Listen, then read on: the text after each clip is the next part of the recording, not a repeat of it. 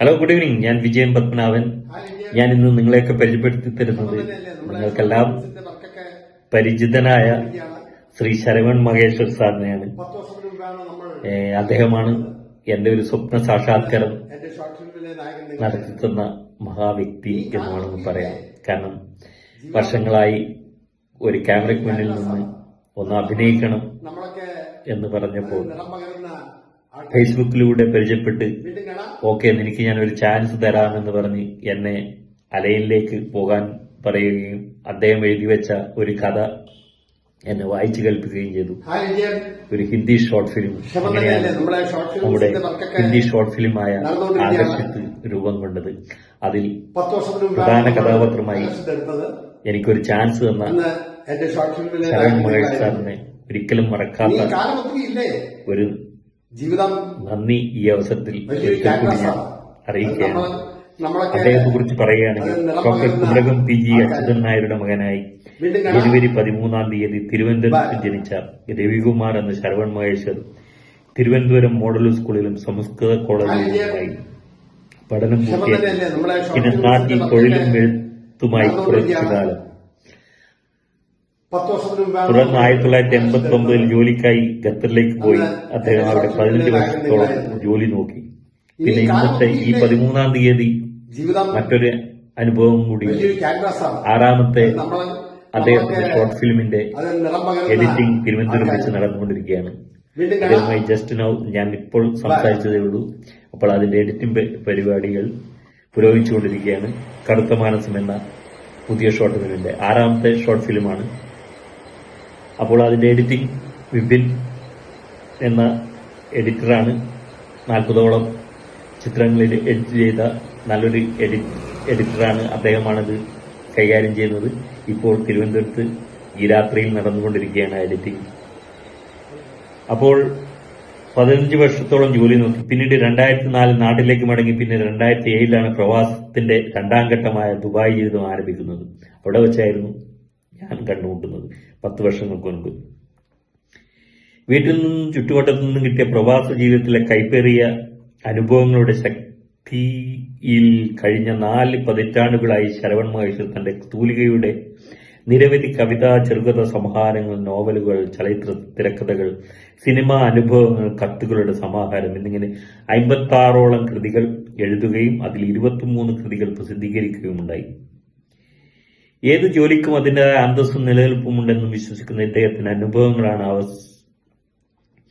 നവരസം സംഗീത സഭയുടെ 2022 ഗോവിന്ദ് രചന അവാർഡ് ലഭിച്ചിട്ടുള്ള ശങ്കജം എന്ന നോവലിലൂടെ അദ്ദേഹം പറയുന്നത്.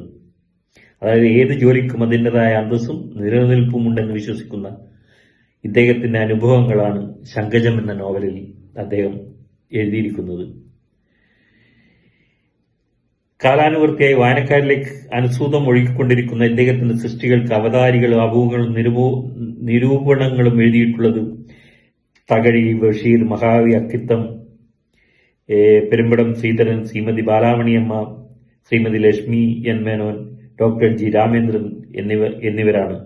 49ഓളം പ്രതിഭകളാണ് അദ്ദേഹത്തിന് ആമുഖങ്ങളും അദ്ദേഹത്തിന്റെ സൃഷ്ടികൾക്ക് ആമുഖങ്ങൾ എഴുതിയിരിക്കുന്നത്. കൂടാതെ ഇദ്ദേഹത്തിന്റെ പ്രധാന കൃതികൾ ഈ ഊഞ്ഞാലിൽ ആടരുത്, അമ്മേ ഞാനൊരു കുഞ്ഞാണ്, ഈ മരത്തിൽ ഇത്തിളിയില്ല, പത്തായത്തിൽ നെല്ലിടാൻ പറ്റിയ ദിവസം, സാക്ഷാൽ മനുഷ്യൻ, മണ്ണിന്റെ നിറം കറുപ്പാണോ വെളുപ്പാണോ, വാഗീശ്വരി വരമൊഴിയായി, 7 കവിതാ സമാഹാരങ്ങൾ, ഈ ഭൂമിയിൽ കളം വരയ്ക്കരുത്, അത് നാടകമാണ് കേട്ടോ, ശങ്കജം, ഹേമന്തമേ വരിക 2 നോവലുകൾ, മൺചിരാതിലെ തിരിനാളം, സ്നേഹിച്ചു തീരാത്ത മനസ്സുമായി 2 ചെറുകഥാ സമാഹാരങ്ങൾ, ശാന്തമീ സാഗരം, അശ്വാരൂഢമായി, വലംപിരി ശങ്കിലെ കണ്ണുനീർ തുള്ളികൾ, 3 ചലച്ചിത്രാനുഭവങ്ങൾ, ആത്മനൊമ്പരങ്ങൾ, അഗ്നിയിലാവായിച്ച 9 വർഷങ്ങൾ, അത് അദ്ദേഹത്തിന്റെ ആത്മകഥയാണ്. വസന്തം വന്ന വഴിയെ ദൂതുമായി, കത്തുകളുടെ സമാഹാരം എന്നിവയാണ് അദ്ദേഹം എഴുതിക്കൂട്ടിയത്. വിവിധ ചാനലുകളിൽ സംപ്രേഷണം ചെയ്ത ശാന്തിമന്ത്രം മുഴക്കുന്നു, മരുത്വാമല എന്ന ഹ്രസ്വചിത്രവും, അതുപോലെ തന്നെ ഹിന്ദി ഹ്രസ്വചിത്രമായ ആകർഷിത്ത്, മലയാളം ഹ്രസ്വചിത്രമായ മറന്നുവോ നീയൻ തുടങ്ങിയവയുടെ ആശയം കഥ, തിരക്കഥ, സംഭാഷണം, ഗാനരചനം, സംഗീതം, സംവിധാനം എന്നിവ നിർവഹിച്ചിട്ടുള്ളത് ഇദ്ദേഹം തന്നെയാണ്. സ്ത്രീധനത്തിനെതിരെയുള്ള ഓൺ മോർ മാർട്ടൈൽ എന്ന ഡോക്യുമെന്ററി ചിത്രത്തിലും എം ടി രചന നിർവഹിച്ച പ്രതാപ് പുത്രൻ സംവിധാനം ചെയ്ത ഋതുഭേദം എന്ന ചിത്രത്തിലും അഭിനയിച്ചിട്ടുണ്ട് അദ്ദേഹം.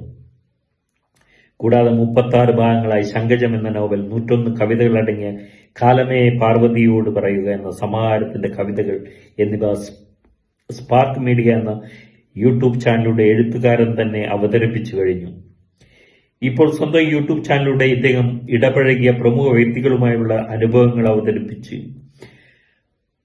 365 ഭാഗങ്ങളായി ഓൾറെഡി ചാനലുകൾ സംപ്രേഷണം ചെയ്തു കഴിഞ്ഞിരിക്കുന്നു.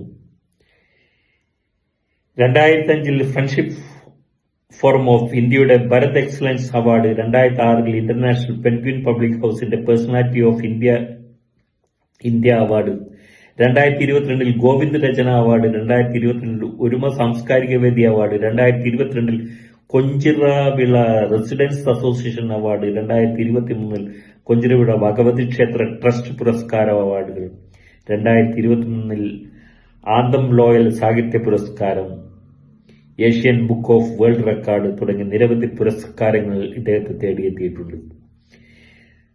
സജീവ സാഹിത്യ പ്രവർത്തനങ്ങളുമായി തിരക്കിൽ നിന്ന് തിരക്കിലേക്ക് സഞ്ചരിച്ചുകൊണ്ടിരിക്കുന്ന ഇദ്ദേഹത്തിന്റെ കറുത്ത മാനസം എന്ന ടെലിഫിലിം ഷൂട്ടിംഗ് കഴിഞ്ഞു.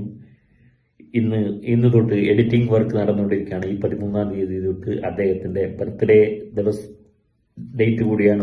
ഒരു 13-ാം തീയതിയാണ് അദ്ദേഹത്തിന്റെ ബർത്ത്ഡേ ഡേറ്റ്. ആ ഡേറ്റിലാണ് അദ്ദേഹം ഇന്നത്തെ 6ാമത്തെ ഷോർട്ട് ഫിലിമിന്റെ എഡിറ്റിംഗ് നടന്നുകൊണ്ടിരിക്കുന്നത് തിരുവനന്തപുരത്ത് വെച്ച്. ഈ ഫിലിമിന്റെ സംവിധായകനും അതുപോലെ തന്നെ കഥാതിരക്കഥ, സംഭാഷണവും ഒക്കെ അദ്ദേഹം തന്നെയാണ്. പാർവതി മഹേശ്വറാണ് ഭാര്യ. IT എഞ്ചിനീയറായ വിശാഖ് മഹേശ്വർ ഏക മകനാണ്.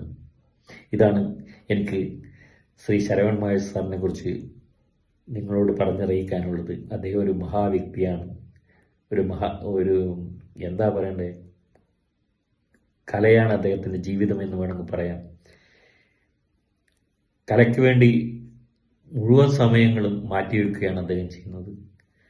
രാത്രി 10-12 മണി കഴിഞ്ഞു കഴിഞ്ഞാൽ ചിലപ്പോൾ ജോലി കഴിയാൻ വേണ്ടി രാത്രി 10-12 മണിയൊക്കെ ആകും. അപ്പോഴും അദ്ദേഹം 12 മണിക്ക് ശേഷവും അദ്ദേഹത്തിന്റെ എഴുത്തിൽ പൂർണ്ണമായി സമയം കണ്ടെത്തുമായിരുന്നു. രാവിലെ 4 മണിക്കൊക്കെയാണ് ഉറങ്ങൽ. 4 മണിക്ക് ഉറങ്ങി 5, 6, 7, 6 മണിക്ക് എഴുന്നേക്ക് 2 മണിക്കൂറെല്ലാം ഉറങ്ങിയ ദിവസങ്ങളുണ്ട് അദ്ദേഹം എന്നാണ് പറയപ്പെടുന്നത്. അദ്ദേഹത്തിന് എല്ലാവിധ ആശംസകളും നേരുകയാണ്. തുടർന്നുള്ള അദ്ദേഹത്തിന്റെ കലാപരമായിട്ടുള്ള വളർച്ചയ്ക്ക് എല്ലാവിധ ആശംസകളും ഞാൻ എൻ്റെ ഹൃദയത്തിൽ തൊട്ട് ആശംസിക്കുകയാണ്. All the best sir. Bye. Good night.